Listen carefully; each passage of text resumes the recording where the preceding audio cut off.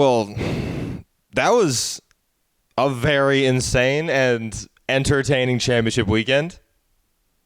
I'm happy.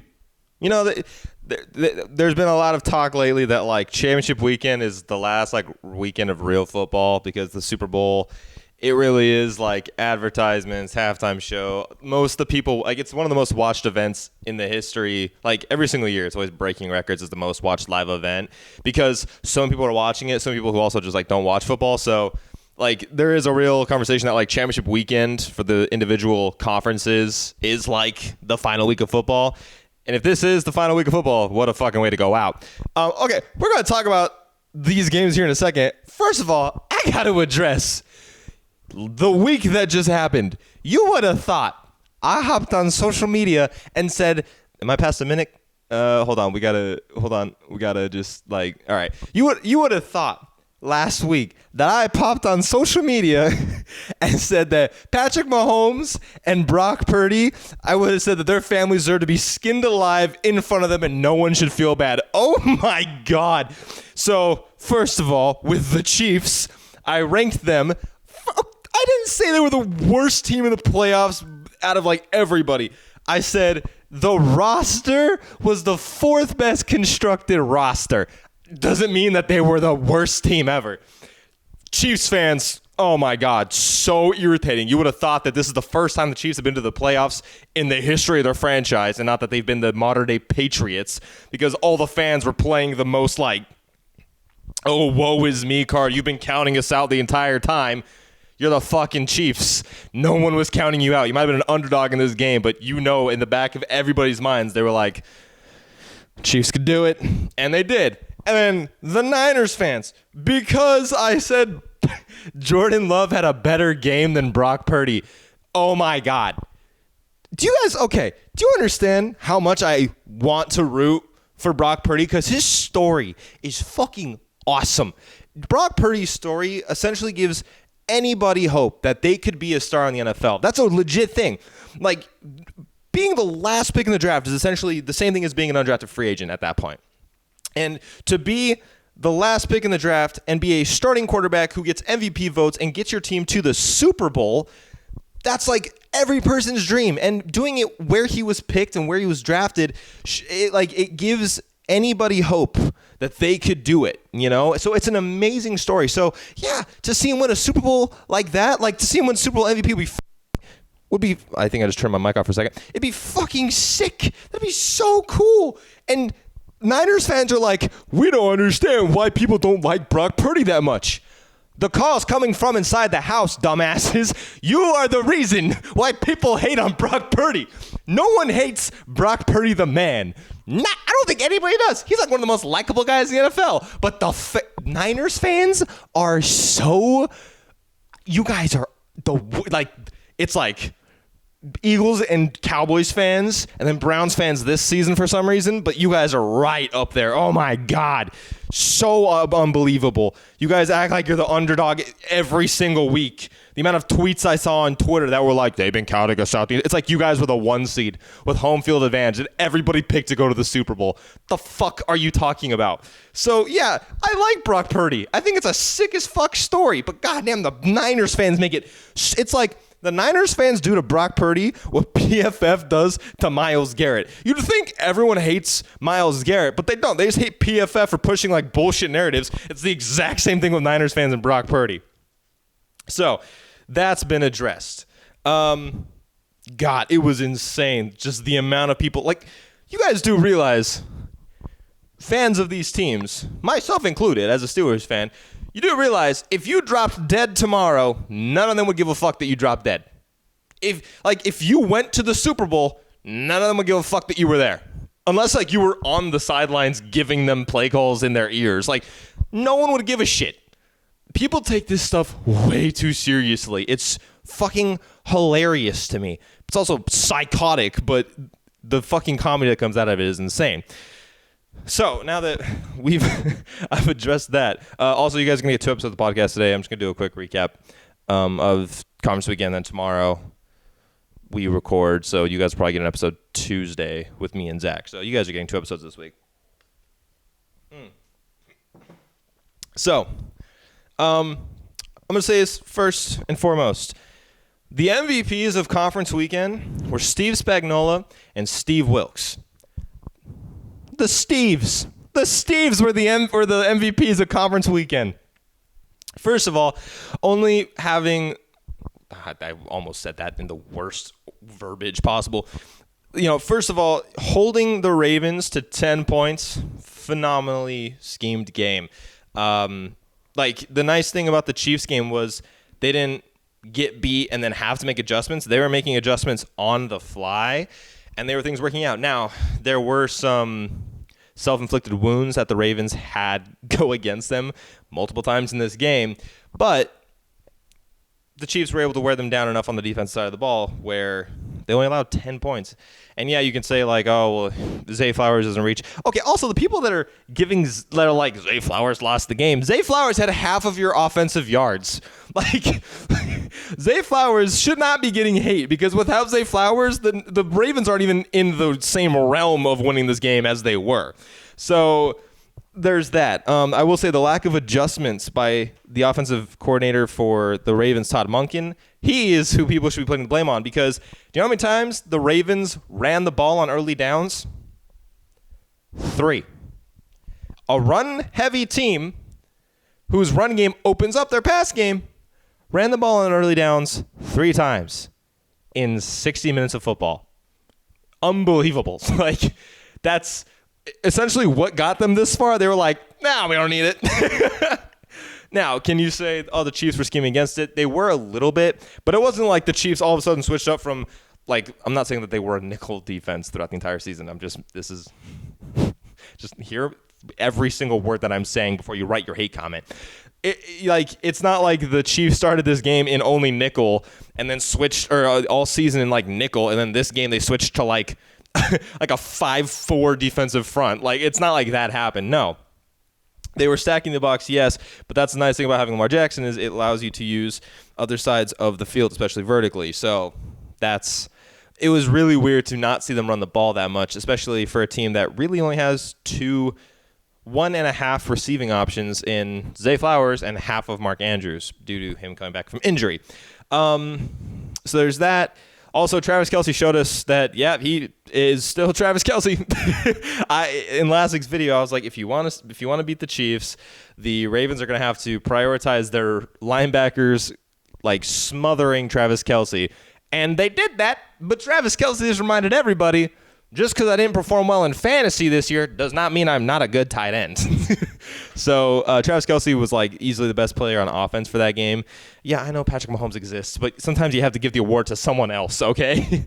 Isaiah Pacheco had a good first and second quarter, but the Ravens really did adjust. Defensively, the Ravens had a phenomenal game. Their play calling and their schemes and adjustments that they made throughout the entire game to limit the Chiefs to only 17 points was really, really well done. I think Mike McDonald, I think that's his name. Please don't hold me to it. I'm really sorry. Their defensive coordinator for the Baltimore, he is one of the candidates for getting head coaching jobs or interviews, and this game shows why. He held a really, really good offense because of the way he was able to adjust in that moment. It was very similar to what I was saying about Steve Spagnuolo with the Chiefs, how they were adjusting in the moment. That is what Baltimore's doing as well to hold a very high-powered offense that the Chiefs do have just because they're play calling and play designers. Now, on the other end of the spectrum, you have Steve Wilkes, who allowed 24 points in the first half. And at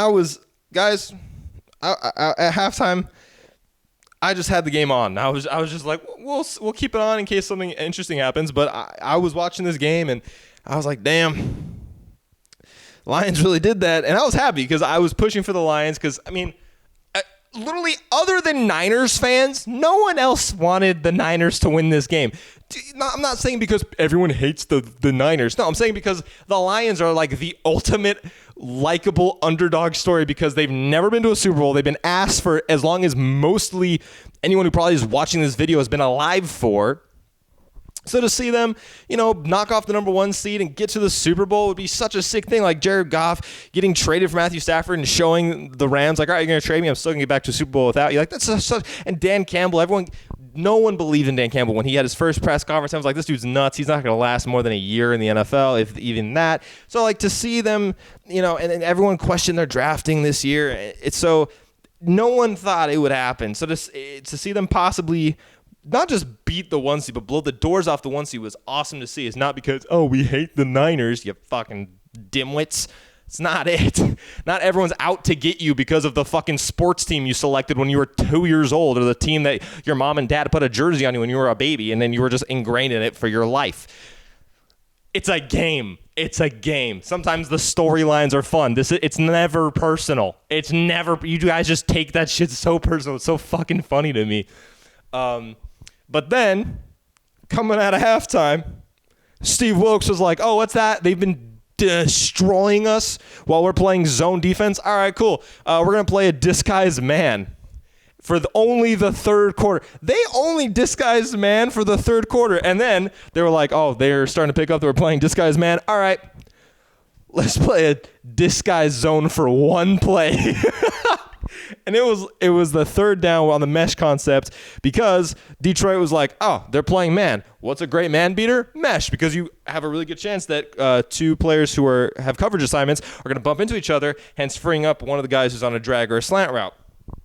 And the play starts, and everybody, including the commentators, including Jared Goff, including Kyle Shanahan probably, are like, we're playing man.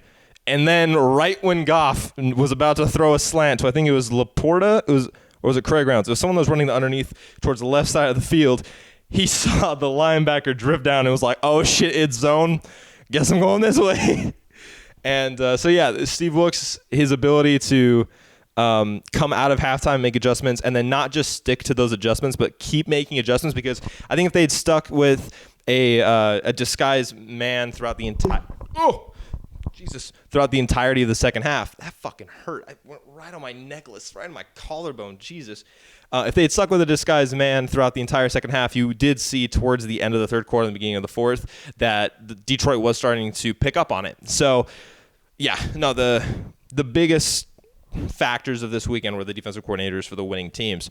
A lot of people also are going to say, Dan Campbell lost the Lions the game because they went for it on fourth down and didn't get it any time. And it's easy to look on that in hindsight and say, they didn't get it, so it was a dumb call. But if you're looking at the moments they did it, and the location of the field that they did it, and the yardage they had on those plays, it was the right call. I can't bet any single person, anytime they were going for it, was like, I don't know about that. I'm sure everybody was like, I can see why they're going for this. The only one that's questionable is the one where they could have kicked the field goal to tie the game. Was it tie game or go up by 3? I can't remember. But I think it was to go up by 3. But, nonetheless, it was the one to either go for it or kick the field goal and get some points out in the second half where you hadn't scored any yet. And, if we're being completely honest here, the biggest letdowns for the Lions were the wide receivers not named Amon-Ra or Sam Laporta. Craig Reynolds should not have a fucking job coming off of this game. Now, everyone deserves a second chance. That's just me being hyperbolic. I need to fucking say that because people think I'm serious. But there were multiple times he was throwing the ball, and Jared Goff, on the fourth down, it might have been a little bit outside, but it hit him in the hands enough where hit him in the hands, bounced up, and then bounced down. That was on Reynolds. And then there was the other one on the other side of the field later in the game that he also dropped. See, I just got a Bleacher Report update saying fans roast Dan Campbell. You can't, no. Again, it's not like it's not like a Brandon Staley thing where they're going for it on 4th and 3 on their own 32-yard line. It was, they lost by 3 and they could have had 3 points. But you know what happens if the Lions pick up any of those fourth downs? It's, no. See, he's got, you're seeing that South Park meme everywhere with him, wheeling his balls around in a wagon. It's just hindsight makes everybody else a genius. That's the reality of that situation. And it's funny because the Lions, they do have a real possibility to get back here next year. It's going to be harder, though, because the Packers are going to get better, the Vikings are going to get better, and the Bears are going to get better. Every team in their division, in my opinion, is going to get better. I mean, the Vikings didn't have a quarterback basically throughout the entire season, and when they had their starter, he was an arguably the best performing quarterback in the league. And they also lost their star receiver for the entire year. And they didn't really have an established running back one. So, like, all three of the NFC North teams are on the come up this year. And then you have teams, the other teams in the NFC, they're going to take steps forward, or teams that at least are going to be here again next year. You know, your teams, like, you're going to have one of the NFC East teams be here, whether it's Philly, I just forgot. How did I forget? Dallas or Washington, who ironically are probably going to have Ben Johnson as their head coach, it sounds like.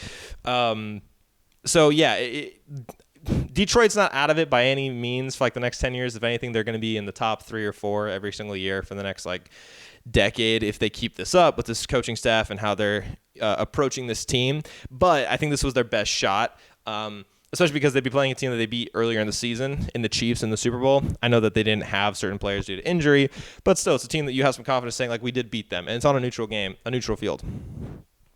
So, yeah, there's that. I'm not really going to talk about the Ravens that much because the Ravens kind of have the ability to just run it back this year. I don't think they're going to lose their DC to any coaching jobs because it seems like Washington's going to give it to Ben Johnson of the Lions, and that only leaves Seattle, and I don't think they will take him. If anyone, they're probably going to take like Dan Quinn or maybe Belichick. Maybe, or Vrabel. Like, I don't think so. The Ravens have the ability to just run it back next year and just add some pieces in the draft. In the draft, honestly, I don't think you need to draft a running back because the committee-ish style that they have right now, it works for what they have and what they need them to be. So I think in the draft, it does need to be a wide receiver because they have one wide receiver, Zay Flowers, and they have a tight end that's great when he's healthy, and that's it. Rashad Bateman has been a non-factor basically ever since he was drafted. I know he got hurt, but still, since coming back in his seasons following his rookie season, he really hasn't been anything. OBJ did jack fucking shit with this team after signing with them. So I think this is an opportunity where, you know, if one of those top 3 guys falls because of how deep the O-line class is this year, or obviously how many teams in the top like 10 probably are going to take a quarterback. If you have the opportunity to draft one of those top 3 guys as a wide receiver, definitely do it. Now, the Super Bowl. No one wanted the only people that wanted this were Chiefs and Niners fans. Niners fans want this because they want to get revenge against the Chiefs from a couple of years ago, and Chiefs wanted this mainly because they probably just wanted to shit on Niners fans more because what else would they be playing for except for a Super Bowl? So, like, no one wants this. No, and who am I rooting for? I don't know. Both these fan bases fucking hate me after this week. Like, personally, I love the fact that Patrick Mahomes is able to actually make us question if someone can catch Brady. So I kind of want Mahomes to win this Super Bowl just so, like, he has 3. Dude, can we also say Mahomes has been to 4 Super Bowls in 6 years? Put anything aside. I don't care who you root for. If it's anyone in his division, anyone that he's beaten in the Super Bowl, you have to admit what Mahomes is doing. This dude has been in the league for 7 years. He's been starting for 6. He is 4 for 6. It's 80% of his seasons he's going to the Super Bowl. That's insane. That's nuts. He could win a 3rd Super Bowl. Hey, Google, how old is Patrick Mahomes? He's 20. He could have 3 Super Bowls at 28. Are you kidding me? So, like, that's pretty sick. Because then, when Mahomes won his first Super Bowl, everyone's like, this guy maybe could. And then he won his second, and everyone's like, he actually could do it. He could maybe. And if he wins a 3rd, there's no doubt. There's no doubt that people are going to be like, he's halfway to Brady, guys. He could do it. Maybe even faster, and maybe even pass him. So, like, there's that element I'm rooting for. I also think it'd be really, really cool if Travis Kelce won a Super Bowl and just retired and left on top. He clearly showed that he was slowing down. He had a great game in the playoffs in the championship weekend, but in the regular season, it did show that he is regressing a little bit just due to age. And so I think it'd be really sick for him to just win it and walk off. That's one of the best things and one of the best feelings. So there's that. And then on the other side, I think it'd be really freaking cool to see the last pick of the draft win a Super Bowl, because like I was saying earlier when I started this video, like, because if Brock Purdy can win the Super Bowl, and if Brock Purdy can win Super Bowl MVP, it gives anybody, no matter where you're selected, no matter if you're picked up off of the street to try out for an NFL team, anybody has hope that they can get there. Because if the last pick in the draft did, then maybe I can. I think that's the best thing that the NFL could do for every little kid that's playing football, to every high school that has no offers going into college. I think that's the coolest shit ever. But god damn it, the Niners fans make it so hard to root for him. Brock Purdy is probably like up there in the top 5 of most likable people. But I mean, I said it earlier, but just like what PFF does to Myles Garrett's one of the like nicest dudes in the NFL. You ask anybody in the NFL or anybody that's interacted with him, he's like the nicest guy apparently. But then you ask anyone on like Twitter, they think he's the devil just because PFF makes things up because they have a hard on for him. And then the same thing is true with Brock Purdy.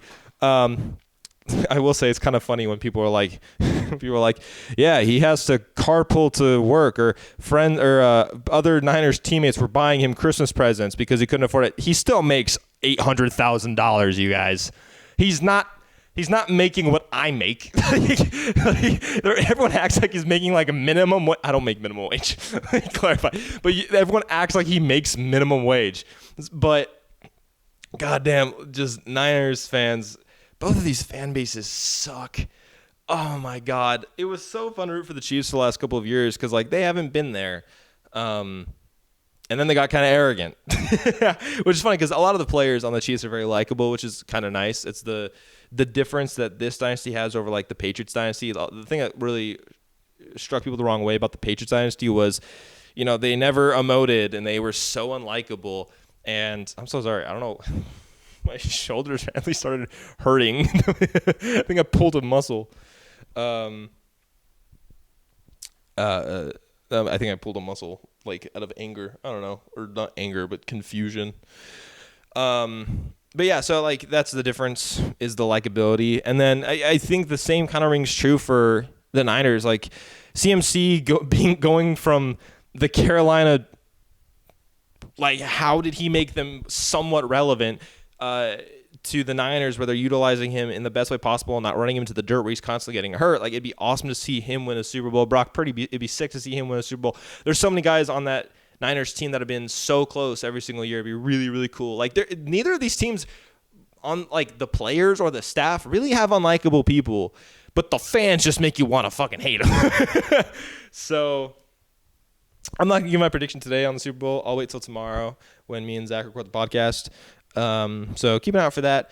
But yeah, no, I think just those are kind of like the biggest spur of the moment reactions to both those games. I feel the worst for Jared Goff and Dan Campbell, man, because like the Ravens are, I know the Bengals are coming back next year and the AFC is always getting better, but the Ravens are always going to be the cream of the crop. They always have been. Now there is a argument to be made if, you know, Lamar disappears in the big moments in the playoffs, because he's starting to join the Dak area of like, maybe it's true. But I'm not too worried about the Ravens getting back there. But like the Lions, man, everything about the Lions run was so great, and they were maybe a field goal or an additional touchdown away from putting it away. You know, really sucks. It sucks. Yeah, I mean, because like I was just saying with Brock Purdy, if he wins the Super Bowl, it makes anybody feel like they can win it. With the Lions, if they win the Super Bowl this year, it makes any team feel like, hey, we can win it next year, because the Lions started last season like what, 0-7, and then finished 8-7, I believe, or 7-8, and barely missed the playoffs. And then the next season are possibly almost they're 4 points away from the Super Bowl. Like, that's an awesome thing to see. So yeah, tomorrow we'll talk. Tomorrow for me, we'll record it. So Tuesday for you guys, because I'm probably gonna put this out Sunday night. But Zach and I are gonna talk about the Super Bowl. We're also gonna talk NFL awards. So be on the lookout for that. We're not gonna talk the Pro Bowl because no one gives a fuck about that. Can we call the Pro Bowl just like the who has the most followers game. Like, no one should ever take Pro Bowl into consideration when it comes to like accolades anymore. I don't ever want to hear like, oh, has this many Pro Bowl appearances and this has this many, so clearly this person's better because they have one more. Tyler Huntley is a Pro Bowler. Tyler Huntley made the Pro Bowl in a year where he threw for like 1,200 yards. It's a popularity contest. Okay, cool. I think that's all I want to talk about. I talked about everything that happened this week. I don't hate Brock Purdy. I really don't. And you know what? I'm gonna give Brock Purdy his fucking flowers because yeah, he had an interception, whatever. If we're gonna be, if I'm being completely fair and I'm being like completely like just putting it all out there, transparent. On the interception for Brock Purdy, his hand got hit and the ball got tipped. That's really not on him. So I think that's a very fair argument to make there.